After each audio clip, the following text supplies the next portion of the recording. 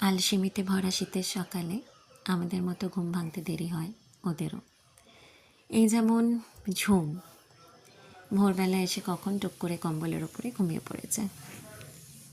ও কিন্তু জানে না যে এই একই কম্বলের নিচে ঘুমিয়ে রয়েছে ওর চিরশত্রু, ওর বঞ্ঝি, আমাদের পোগো। এই যে আসলে পোগো রাত্রিবেলা কখন কম্বলের মধ্যে ঢুকে ঘুমিয়ে পড়েছিল এটা আমিও বুঝতে পারিনি। এখন ঘুম ভাঙার পর সকালবেলা দেখছি যে ওরা একই জায়গায় রয়েছে। ওরা সচরাচর এক জায়গায় থাকে না, কারণ সম্পর্কে ওরা মাসি বঞ্ঝি হলেও বঞ্ঝি মাসিকে ভীষণ পেটায়। তাই ঝুম পোগোর ভয়ে সারাক্ষণ ওর নিরাপদ আশ্রয় ওর একটা খাঁচা রয়েছে তার মধ্যেই থাকে, যদিও খাঁচার দরজা খোলাই থাকে।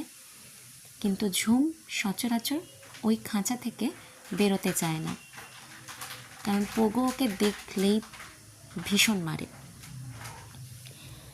যদিও একদম ছোটোবেলায় ওরা একসঙ্গে ছিল না, অনেকটা পরে ওরা একসঙ্গে হয়েছে। ঝুম আগে রাস্তাতেই বেশি থাকতো আর পোগো ঘরেই হয়েছিল।